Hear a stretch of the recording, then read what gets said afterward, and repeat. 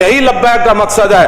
اگر کسی کو کوئی تکلیف ہے تو یہ تکلیف قرون اولیٰ سے لے کر آج تک تکلیف وہ جاری ہے۔ ہمارا پاس تھرمامیٹر نہیں ہے کہ اس کی تکلیف کا علاج کرے، وہ تکلیف تو رہنی ہے۔ جب تک حق اور باطل ہے تو وہ تکلیف رہنی ہے۔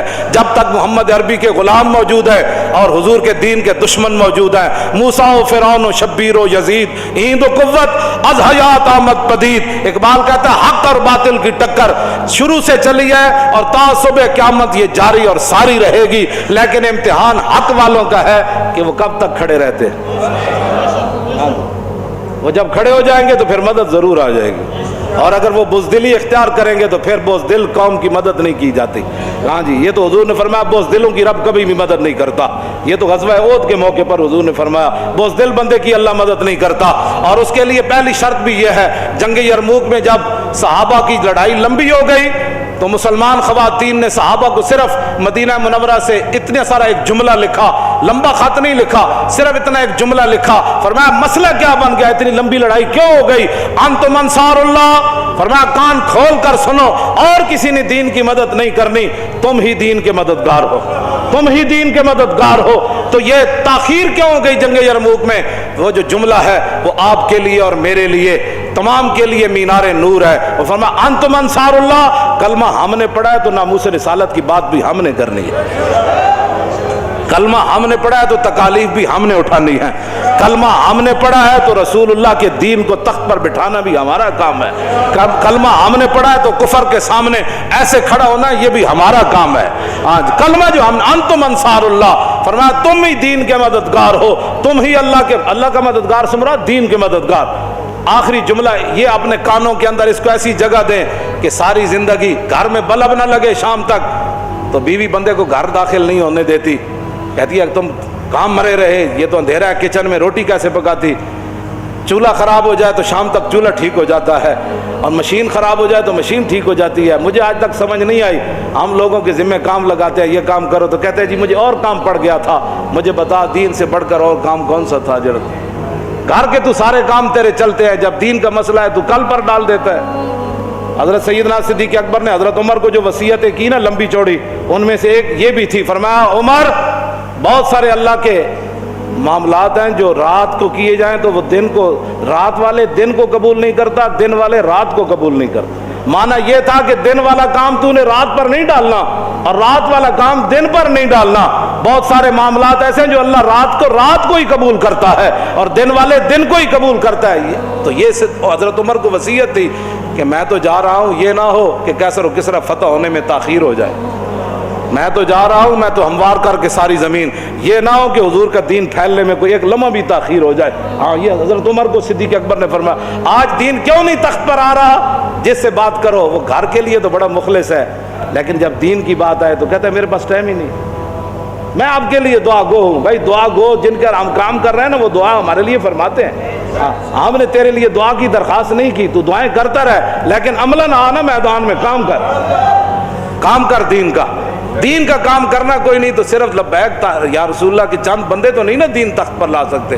ہاں جی، وہ تو آپ ہر بندے کا کام ہے کہ آپ جس طرح اپنے گھر کے ساتھ حساس ہے نا، اپنے بچوں کے لیے حساس ہے، دین کے لیے ایسے حساس بن جائے تو پھر دین آئے گا۔ یو چھڈو جی کل سے او چلو اجے تو ٹائم ہی کوئی نہ، بڑا ٹائم ہے، چلو خیر جائیں گے تو کہیں گے میرے پیٹ میں درد تھا اس لیے کام نہیں کیا۔ تو یہ عذر آپ میرے سامنے تو کر سکتے ہیں نا۔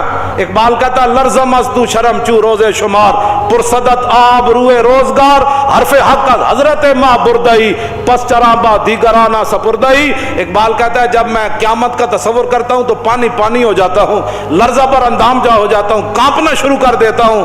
کیوں؟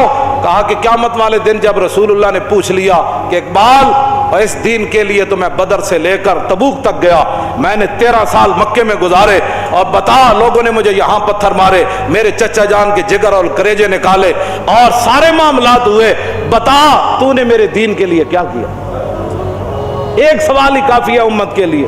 تو کیا کہے گا امتی پھر؟ کیا عذر کرے گا؟ ھذا یوم لا ینطقون ولا یعذر عنہم فیاض۔ سورہ مرسلات کے اندر اللہ نے فرمایا وہ دن وہ ہوگا جس دن کسی کو بولنے کی اجازت نہیں ہوگی۔ ایسے تو لوگ بڑھ کر دیں نا، وہاں تو زبان پر مور لا دیجئے، اور ولا یؤذن لہم فیعتذرون، اور یہ بھی اجازت نہیں ہوگی کہ بندہ معذرت کرے کہ نہیں جی میرے پیٹ میں بڑا درد تھا اس دن، معذرت بھی نہیں، بولنے کی بھی اجازت نہیں۔ بتاؤ پھر قیامت والے دن حضور کے سامنے کیسے پیشی ہو؟ اللہ کے سامنے اس دین تو اللہ نے اپنے حبیب کو عطا فرمایا، اس دین کے لیے کوئی کیا کر رہا ہے یہ مجھ سے سوال نہ کرے، اپنے آپ سے پوچھے کہ میں دین کے لیے کیا کر رہا ہوں، اور میں دین کے غداروں کے ساتھ کتنا بیٹھ کر دین کی مخالفت کرتا ہوں، اور میں دین کے غداروں کے ساتھ بیٹھ کر ناموس رسالت کر بک بک کرتا ہوں۔ یہ ساری باتوں کا یہ آپ نہ کہیں کہ یہ تو لکھا جا رہا ہے نا، یہ اقرا کتابک کفی بنفسک الیوم علیک حسیبا، بس یہ کتاب ہی دی جائے گی، پڑھ لے، ہمیں بتانے کی ضرورت نہیں، تو خود پڑھ لے آج۔ تو اس دن سے ڈرو جس دن کتاب لیتے ہوئے بھی ووضع الکتاب فتر المجرمین مشفقین مما فی، جس دن مجرم ڈریں گے اوہ اس کے اندر تو لا یغادر صغیرۃ ولا کبیرۃ الا احصاها، وہ کہو اس میں تو چھوٹی سی چھوٹی چیز بھی لکھی ہوئی ہے، بڑی سے بڑی چیز بھی لکھی ہوئی ہے۔ تو اپنے آپ کو بدلو۔ یہ صرف تقریریں سننا کوئی مقصد نہیں ہے، حضور کے دین کو آگے لاؤ، آگے منہ آ گیا تو آگے کی طرف چلو، پیچھے کی طرف بس چلو۔ جی منہ آ گیا تو آگے کا سوچو کہ حضور کے دین کو ہم نے تخت پر کیسے لانا ہے۔ وہ جملہ پھر رہ گیا، وہ مکمل ہی ہو جائے، انتم انصار اللہ، کیا کہا جی؟ انتم انصار اللہ، تم ہو اللہ کے مددگار۔ صحابہ کو صحابیات نے خط لکھا مدینہ منورہ سے جنگ یرموک میں، فرمایا انتم انصار اللہ، تم ہو اللہ کے مددگار۔ کان کھول کے سنو، واللہ ینصر من نصرہ، اللہ اسی کی مدد کرتا ہے جو پہلے اللہ کی مدد کرتا ہے۔ معنی کیا ہے؟ جو پہلے میدان میں اترتا ہے مدد پھر اس کی آتی ہے، جو گھر میں سویا رہتا ہے اس کی مدد نہیں آتی، جو باتیں کرتا رہتا ہے اس کی مدد نہیں آتی، جو تقریریں کرتا رہتا ہے اس کی مدد نہیں آتی، جو منصوبہ بندیاں بناتا رہتا ہے اس کی مدد نہیں آتی۔ پہلے جو اللہ کی مدد کرے، واللہ ینصرو، پھر اللہ مدد حال میں بھی فرماتا ہے پھر مستقبل میں۔ پہلی شرط ہے کہ نصرہ، ماضی میں کسی نے اللہ کی مدد کی ہو، اللہ کے دین کی مدد کی ہو۔ آؤ اس دنیا کی شرمندگی، قبر کی شرمندگی، حشر کی شرمندگی سے بچنے کے لیے دین کی مدد کرو، دین کے ساتھ کھڑے ہو جاؤ۔ حضور کی عزت ناموس کی بات سننی نہیں، بس کیا جو بات کرنے لگے ان کا تاجدار ختم نبوت